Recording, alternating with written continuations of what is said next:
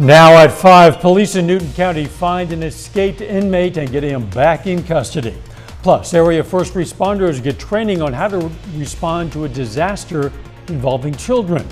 And Hurricane Ian makes landfall in Florida, how officials are preparing for the recovery.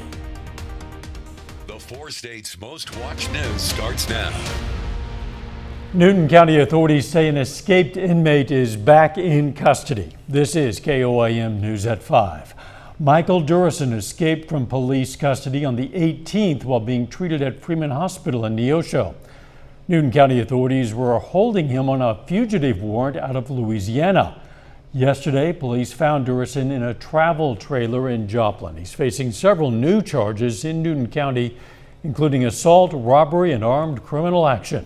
Authorities also arrested a woman at the scene. One person is dead after a shooting at a hospital near Little Rock, and a suspect is in custody. That hospital, CHI St. Vincent North in Sherwood, Arkansas, was put on lockdown as authorities responded. Police say the victim was visiting a patient and was shot by a person he knew. That suspect was later arrested at a gas station. Representatives from the Joplin community and state of Missouri learned about pediatric disaster response and emergency preparedness in Joplin.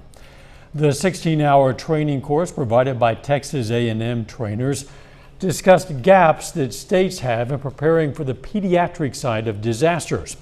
The course discussed everything from the initial response to a disaster to aftercare.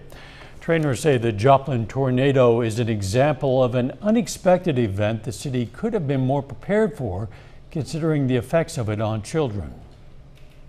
There were children that were displaced from their families, and there were children that were probably orphaned during the tornado in 2011.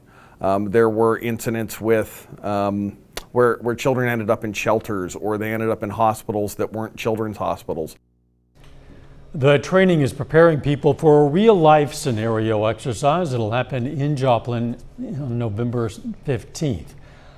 A lot of parents might face a lot of the same struggles, one of which might be childcare. KOAM, along with the Alliance of Southwest Missouri, over the next several weeks, will do a series on childcare in Southwest Missouri. Tonight's story is going to be the challenges one parent has faced when looking for childcare, ranging from costs, options, and waiting lists. We're going to bring you the full story tonight on KOAM News at 6. A venture capital studio in Joplin is celebrating the first cohort of Joplin area builders. Builders and Backers is a cohort and business accelerator program that seeks to help people grow their business startup ideas. An associate says all ideas are welcomed. We are also known as what's called an idea agnostic company. So we take all kinds of ideas, ranging from tech to nonprofit to brick and mortar. So any ideas that you may have, we utilize those ideas to help you formulate data points to help you scope and frame your particular idea. Joplin area has produced 10 of those builders so far. Let's check in with Doug Hetty for a first look at the weather. Well, of course, it turned out to be another great day for us today. Temperatures fantastic, most of us upper 70s.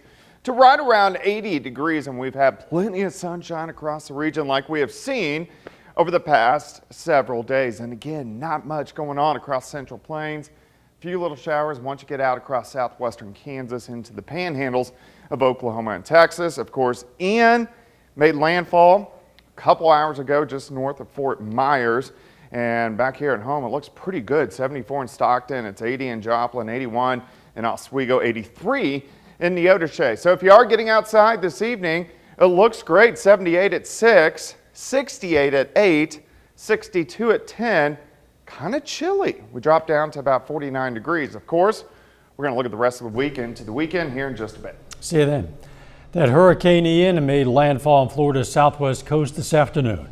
But officials warn the entire state is going to feel the impact with torrential rain, catastrophic storm surge, and even tornado threats. Reporter Jason Allen is in Tampa, which could get a foot of rain by the time that slow-moving storm is done. Hurricane Ian has arrived on U.S. shores. A powerful, lumbering storm that's expected to batter millions in Florida. Hurricane hunters flying directly into Ian felt the storm's power, and satellite imagery shows lightning in the eye wall as Ian approached. Officials are warning of dangerous flooding and life-threatening storm surge. Some places going to get 2 feet of rain. It's moving that slow. Flooding began on these streets in Naples while Ian was still offshore, and downed power lines sparked this fire.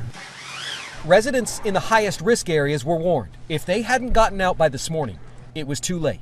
I urge Floridians who have made the decision to shelter in place, to stay indoors, and stay off the roads.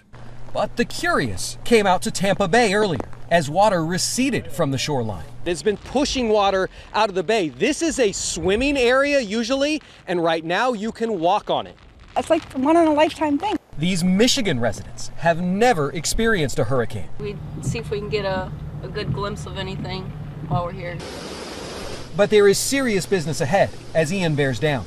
FEMA has hundreds of boots on the ground and has pre-positioned food and water supplies. Florida's governor is already forecasting a long recovery. This is not just a 48-hour ordeal. This is going to be something that is going to be there for days and weeks and months. Ian is expected to move across central Florida and exit Daytona Beach sometime tomorrow.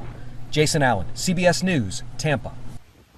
The Red Cross has 2,500 responders ready to deploy once Ian passes to assist residents with food, shelter, and emergency supplies. More than 13 million households in the U.S. are food insecure, according to the Department of Agriculture. President Biden today laid out his $8 billion plan to end hunger over the next 8 years. It involves promoting healthy living, expanding the child tax credit, and changes to federal food programs like SNAP. Still ahead, making toys more inclusive. Reimagining a classic doll. I'm Ian Lee with how Ken and Barbie's new look is giving kids confidence to be themselves. And next in Healthwatch, a reunion between a blood donor and the woman with sickle cell anemia whose life was saved by the donation. Topping today's Healthwatch, doctors at Georgetown University Medical Center found melanoma patients who received immunotherapy before getting targeted therapies saw a 20% higher survival rate over 2 years. Scientists say cancer treatments have improved significantly in the last decade. About 100,000 people in the U.S. are diagnosed with melanoma every year. Regularly exercising with weights can lower your risk of death for a number of diseases. A study of older adults in the British Journal of Sports Medicine found those who used weights had a 9 to 22% lower chance of death. Adding aerobics to that weekly routine produced the lowest risk of death. Working out with weights did not affect cancer death rates. September is Sickle Cell Awareness Month. 2 women connected by the gift of life got to meet for the first time. Reporter Dick Brennan has their story. There were hugs and gratitude as Shatira Weaver met Christine Van Benscoten, the woman who donated blood for her life-saving treatment. I am extremely and inexplicably grateful for you and everyone, and I implore other people to join the ranks and get to donate blood. According to the CDC, 100,000 Americans live with sickle cell. The disorder affects mostly African Americans. It causes some red blood cells to become deformed into a sickle shape and die. Those cells clog the blood flow and can lead to infections or strokes. Patients like Weaver rely on blood transfusions to stay healthy. It is what gives me my strength back. It revitalizes me, and then I can get back to my life when that happens. So it really is interesting to see the person meet the person. That's never happened before, so it's a surreal moment. Van Benscoten says she started donating blood regularly years ago. It's a chance to show that little old 72-year-old ladies can get out and donate. The moment the two met was emotional for Carlene Darby, who collected the life-saving donation. It's just overwhelming and heartrending. And Van Benscoten wants everyone to know that donating is easy. Dick Brennan, CBS News, New York. The CDC says sickle cell disease occurs among about 1 out of every 365 Black or African American births. An expert in AI suggests voice control smart devices like Siri. They could harm children's social and emotional development. That article, published in Archives of Disease in Childhood, claims unlike human social interaction, smart devices can't provide feedback if a child speaks inappropriately or give children context to the questions they ask. And that is a look at today's health news. A little bit later, our pet vet on call. Hi, I'm Dr. Eva Dudek from Parsons Pet Hospital. Coming up, we're going to talk about owls and your little chihuahua. Plus, it looks like another chilly night for us tonight. We're going to check that out coming up.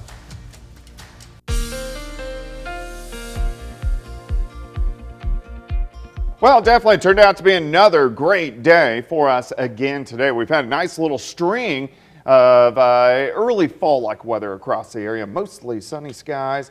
Nice shot, Indigo Sky Casino and Resort. Of course, Indigo is just outside of Seneca, Missouri, and plan on seeing those clear skies as we continue on rolling through the evening hours. Anywhere from 74 in Stockton, of 81 in Miami, 79 in Anderson. We're at 80 in Chanute, a little bit warmer in Neodesha at about 83 degrees. But you can see we aren't alone. Really, the entire Central Plains, very comfortable temperatures, even only upper 80s once you get down through northern parts of Texas.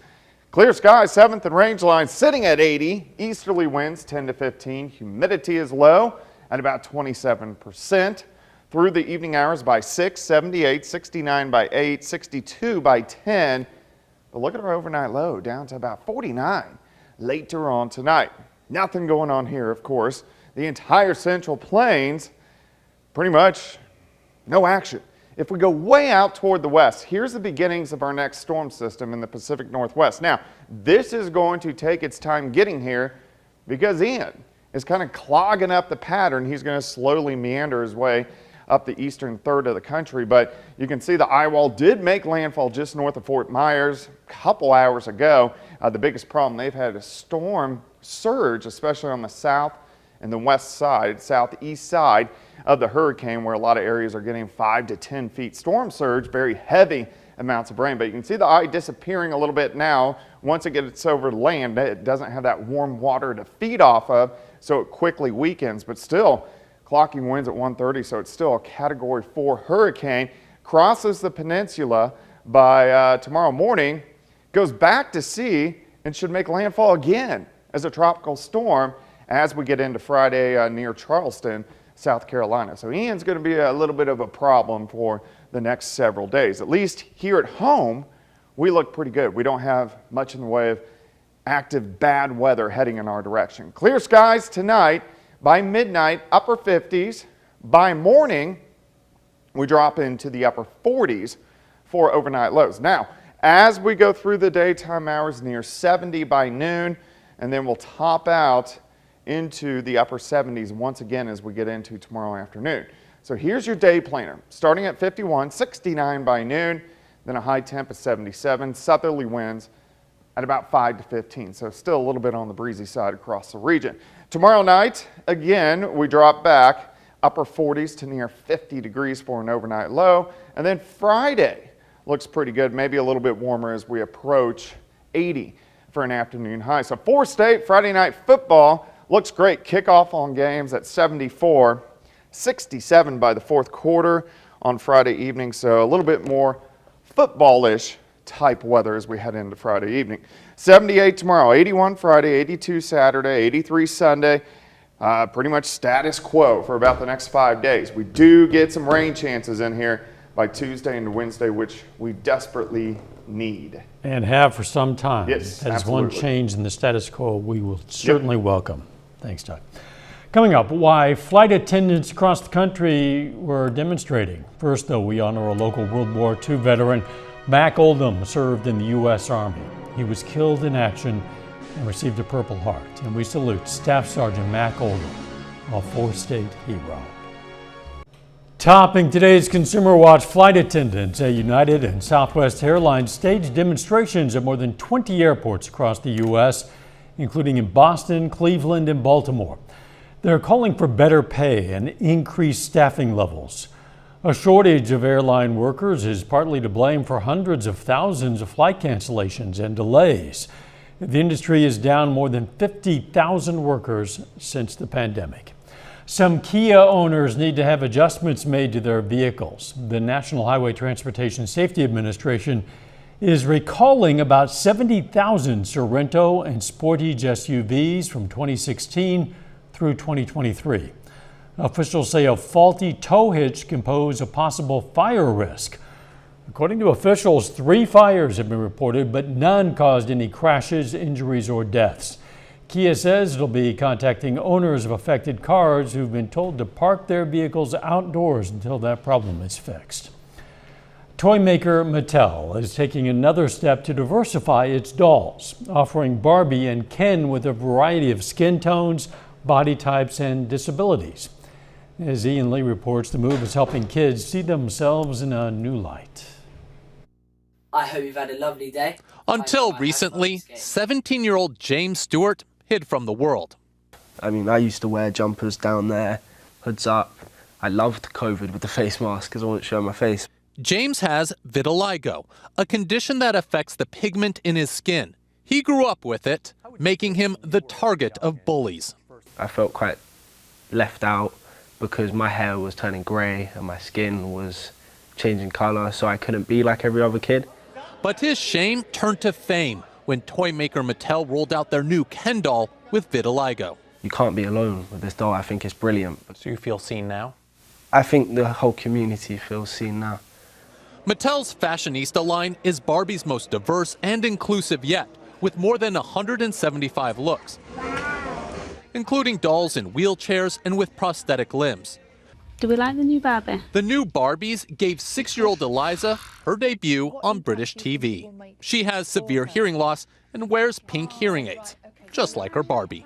It gives hope to families like ourselves that our children are going to be included into the world, while keeping the bullies away. If you had this doll when you were 11, how do you think that would change your life? I think it would have made me feel on top of the world, really, especially my confidence and my happiness. Little dolls that are different, making a big difference in these kids' lives. Ian Lee, CBS News, London. Our pet vet on call next.